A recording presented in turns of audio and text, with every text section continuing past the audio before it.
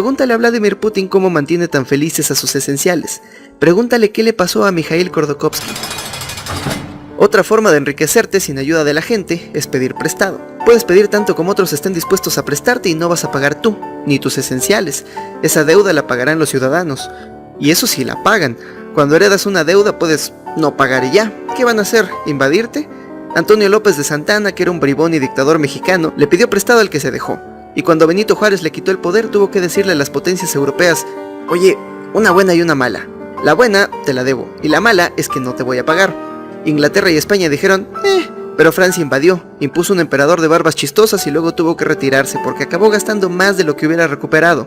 Es más, si corres con suerte, algún tecnócrata extranjero dirá: este país no puede seguir sufriendo, para acabar con la pobreza necesitamos perdonar su deuda.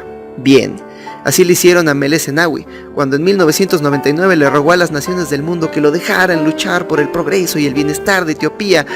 La deuda de Etiopía fue perdonada, y ¿sabes qué hizo Meles Zenawi? Siguió acumulando deuda. Pero ¿sabes qué es todavía más ideal? No depender de nadie, sacar tu riqueza directamente del suelo. Así es como unos cuantos bribones en todo el mundo han sido bendecidos. Sus países, en cambio, están malditos, por la maldición de los recursos naturales. ¿Qué tienen en común Birmania, Arabia Saudita y la República Democrática del Congo? Poblaciones pequeñas y muchos recursos naturales. Cuando tienes la riqueza ahí mismo, en el suelo, no hay que invertir en la productividad de la gente, o en su educación o en su salud. Basta con pagarle a alguna compañía extranjera para que extraiga los recursos y los venda en el mercado internacional. Y así como Porfirio Díaz, otro dictador mexicano, no necesitas más infraestructura que los caminos que van de las minas al puerto. El resto lo puedes invertir en mantener fieles a tus esenciales, y si a la gente no le gusta, mátalos en caliente. Ya que averiguaste cómo extraer la mayor cantidad de recursos de tu población, el segundo paso es repartirla, nunca quedártela. Como líder, es mucho más importante controlar quién come que tener la rebanada más grande del pastel. Aprende de Big Paul Costellano, jefe de la mafia Gambino. Él controlaba el negocio de la construcción en Nueva York, pero soñaba con escapar de la mafia, así que comenzó a ahorrar todo lo que pudo mientras desmantelaba sus negocios sucios. Pero sus secuaces dependían de sus negocios sucios. Por eso, cuando uno de sus aliados clave murió, algunos de sus esenciales vieron la oportunidad de cambiar el balance de poder y lo asesinaron afuera de un restaurante. El flujo de dinero más efectivo para asegurar el poder es aquel que haga mucha gente pobre y a tus pocos esenciales ricos. Trickle down economics, diría este par de viejos agrios. Aprende de Julio César, que era todo un reformador. Él veía que la desigualdad en Roma era insostenible, así que regaló tierras a los veteranos, perdonó la deuda de los más pobres y reformó el sistema de impuestos para cobrar menos a los campesinos. Grave error, porque esas tierras, deudas e impuestos enriquecían a los miembros más importantes del Senado. Julio César tomó riqueza de los bolsillos de sus esenciales para repartirla entre el pueblo y terminó con las dagas de sus esenciales repartidas por todo el cuerpo. Y ya sé, tal vez estés pensando, eso ocurre en países totalitarios y en Veracruz, pero en mi país hay elecciones, esto no es una dictadura, yo vivo en una democracia. Y tienes razón, más o menos, con la estructura de la jerarquía cambia el estilo de vida. De acuerdo a Transparencia Internacional, los 25 países más corruptos del mundo son dictaduras, y solo un par podrían ser vagamente clasificados como democracias. ¡Hey México! ¡Qué sorpresa verte por aquí! Esto no es porque los demócratas sean héroes y los dictadores villanos, es porque en una jerarquía corta, el modo más efectivo de comprar lealtad es a través de recompensas directas. Pero si debes repartir el mismo botín entre más gente, y entre la gente que los llevó al poder, una recompensa directa ya no luce tan apetecible. La mejor estrategia en una jerarquía amplia es invertir este recurso en políticas públicas que beneficien a mucha gente a corto plazo. La vida en las democracias es mejor que en las dictaduras, porque el poder depende de un porcentaje mucho mayor de la población. Y como la población en las jerarquías amplias tiene acceso a más bienes públicos, como educación, transporte o salud, la productividad suele ser más alta. Como la economía es mejor y cada ciudadano es más productivo, los impuestos son relativamente menores. El gobierno puede tomar una rebanada más chica de un pastel más grande y aún así recaudar más dinero. Pero las reglas son las mismas. Los líderes de las llamadas naciones democráticas, igual que reyes, tiranos y dictadores, quieren conseguir el poder y mantenerlo. Solo tuvieron la mala suerte de jugar en una jerarquía más amplia, con muchos esenciales y muchos influyentes. Cuando unos te hablan de libre mercado y los otros de justicia social, se oye muy noble, pero cada quien está cuidando a sus influyentes, a un nicho de votantes al que está recompensando. Los de este lado quieren extraer impuestos de los ricos mientras incrementan productividad a través de bienes públicos y apoyos directos para los pobres, que generalmente son mayoría. Los otros quieren extraer más recursos de los pobres mientras bajan impuestos a los ricos y los dejan privatizar bienes públicos para recompensar a la clase media, que generalmente decide las elecciones. Los subsidios, recortes de impuestos y programas públicos son recompensas privadas también, no para individuos, sino para los sectores de la población que votan por ellos. Recientemente mi cabecita de plata, Dios me lo guarde, recortó el presupuesto para guarderías mientras que anunciaba programas de becas y empleos para los jóvenes. ¿Por qué? Por un lado sí, corrupción. Estos programas se habían convertido en recompensas directas para las familias de esenciales e influyentes, pero no sus esenciales e influyentes. Y por otro lado, pues porque los jóvenes votan y los bebés no. ¿Qué tal si tuvieras a más de 2 partidos? Necesitarías aún menos votantes para ganar cada elección. Haría tu base de influyentes más pequeña, más manejable y a tu poder más seguro. ¿Y qué tal si en lugar de votos individuales tuvieras a un operador político en cada colonia, cambiando votos por despensas, o a un líder sindical que puede asegurarte el voto de sus agremiados? Entonces los influyentes ya no son los ciudadanos, son los operadores políticos, y son muchos menos. Y si cuentas con recursos naturales, corrupción y deuda para recompensar directamente a una pequeña clase política que te asegure el voto de la gente en cada elección, entonces ¿cuál es la diferencia entre un demócrata y un dictador? La principal diferencia está en su función. Las dictaduras y monarquías tienen líderes, pero estos señores no son tus líderes, son servidores públicos, contratados con el dinero de tus impuestos para operar una parte pequeñita del aparato político de tu país. Su trabajo es servirte.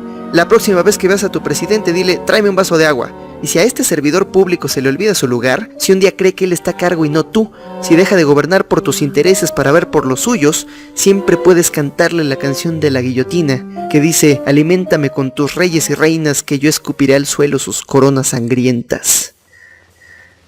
Idealmente, claro. La otra diferencia es que el poder cambia de manos en cada elección, y si lo importante es el resultado a corto plazo, ¿qué importan las consecuencias a largo plazo? El gobierno en Estados Unidos dura 4 años, 8 en el peor de los casos. Y por eso Trump no cree en el calentamiento global, mientras que Xi Jinping sí. Si solo vas a estar en el poder por 8 años, ¿qué importa destruir el medio ambiente, alimentar el odio entre clases sociales, desmantelar a las instituciones, empoderar a los oligarcas y endeudar al país? O sea, ¿sí importa? Las consecuencias a largo plazo serán terribles, pero esa es bronca del próximo presidente. Cuando el partido rival se rasga las vestiduras porque están empeñando el futuro de nuestros hijos, en realidad se lamentan que no tuvieron esa idea primero. Y sí, quizá los votantes se sienten culpables por el mundo que le dejan a sus hijos, por las políticas autodestructivas que hoy disfrutan, y por comprar gasolina barata y por llenar los océanos de plástico, pero a ver, votan en contra. Con padres así, ¿quién necesita enemigos? 6. No existe el poder aislado, y menos en un planeta tan pequeño, con comunicación tan rápida. El director de una pequeña empresa es el rey de su pequeña jerarquía, pero igual debe obedecer a las leyes del país en el que opera. Pero no olvides que vivimos dentro de un imperio, así que muchas de estas leyes estarán dictadas por el líder del imperio para satisfacer las necesidades de sus propios esenciales. Y si no, mira lo que le ocurre a los países que se niegan a doblar la rodilla. Ellos deben balancear inconvenientes. Por un lado sí, será muy difícil mantener a la economía estable con las sanciones y el embargo comercial de Estados Unidos, pero por el otro, si llegaste al poder bajo la idea de rechazar al imperio, sería mucho más difícil mantener el poder cuando tus esenciales pierdan el apoyo de sus propios influyentes. ¿Qué hacer? Una opción para seguir comprando la lealtad de sus esenciales sería insertarse en otra esfera económica. Y mira qué buena suerte tienen los feos, con las reservas de petróleo más grandes de este lado del mundo. Pero esto provocará un interés en el líder del imperio para ahorcar más aún a la economía, con la esperanza de desestabilizar al gobierno e instalar a su propio dictador, uno dispuesto a doblar la rodilla y que no alimente los intereses de sus rivales. Pero sin el control de los recursos y la lealtad de los esenciales, no hay mucho que puedan hacer. La única herramienta que les queda es la violencia. Y si los líderes de las potencias rivales necesitan de estos recursos para ejecutar los planes con los que recompensan a sus propios esenciales, entonces no les quedará de otra más que protegerlos por la fuerza. Y al final, la vida de millones de intercambiables, esto es, millones de seres humanos de carne y hueso, con sus propios problemas y esperanzas y seres queridos, se ven amenazadas por las exigencias de unos burócratas corruptos por un lado y unos banqueros extranjeros por el otro, y todo para mantener en el poder a un dictador, para que estos señores que ni viven ahí puedan seguir ejecutando sus planes económicos y para que este otro extranjero pueda ganar la reelección el próximo año. Y la voluntad de la gente, bien, gracias. 7. Nadie está en control. Hasta ahorita hemos hablado del poder como si emanara de un punto fijo, y quizá eso era verdad hasta la época medieval, cuando había un rey y una corte y un contrato social firmado en sangre. Pero en los últimos siglos el poder ha experimentado una gran transformación. Puedes verlo en tu vida diaria. ¿Cuál es tu verdadera interacción con el poder? ¿Cómo te afecta todos los días? ¿En tus conversaciones diarias con Donald Trump? ¿O viene López Obrador los martes y te pone un zape? Cuando escuchamos poder, nos imaginamos policías, una bota en el cuello. Pero si el Estado debe ejercer la fuerza para imponer su autoridad, ¿realmente está en control? El verdadero poder es invisible, y lo obedecemos todos por voluntad propia. Esta mañana, cuando te vestías para salir de casa, jamás te pasó por la mente salir a la calle desnudo. ¿Sabes por qué? Porque no es normal. Vas a la escuela o tienes un trabajo, pagas impuestos y eres buen ciudadano porque es normal.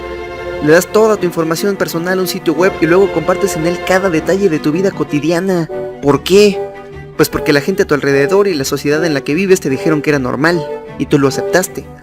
A esto le llama Michel Foucault poder normalizador.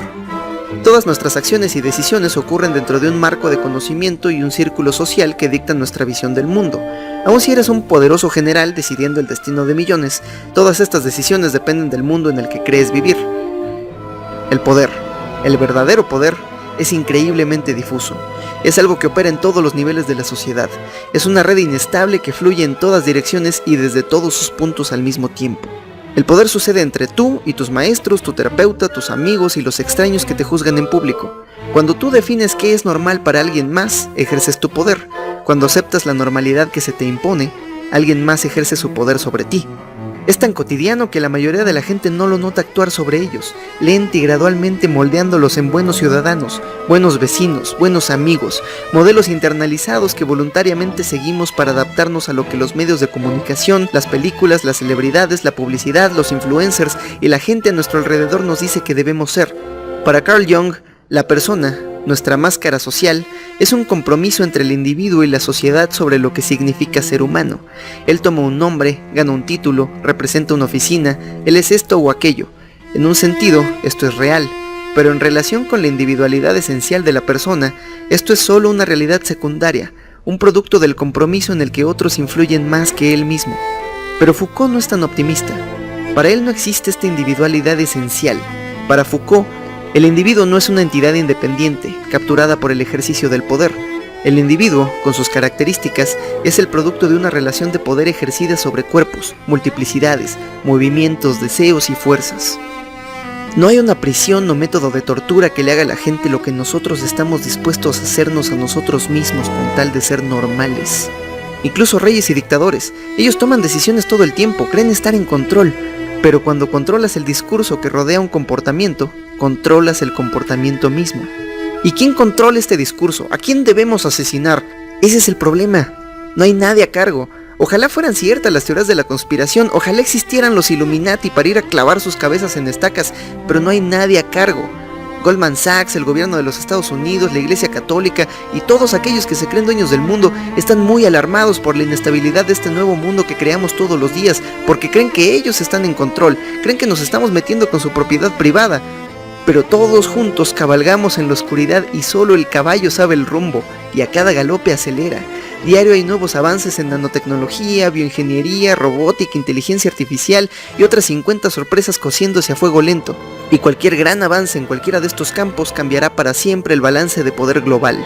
Y en el terreno social, todos los días luchamos por imponer nuestra visión de la normalidad sobre los demás, por transformar la sociedad a través de lo que se considera normal o no. Y yo entiendo, el fin es muy noble, lucha todo lo que quieras contra el poder. Pero recuerda que no está en los individuos, está en su visión del mundo, y esa la construimos todos juntos. Y si un día logras derrumbar las narrativas que nos gobiernan, ten cuidado con aquellas que nacerán de sus cenizas. Donde haya seres humanos, habrá poder. Nuestra única esperanza es construir una normalidad que funcione para todos. Decía este payaso que, ya que el amor y el miedo difícilmente pueden convivir, es mucho más seguro ser temidos que ser amados. Pero la seguridad es para los cobardes. ¿Quién quiere vivir en una sociedad fundada en el miedo? ¿Quién quiere una sociedad donde lo normal sea el odio mutuo?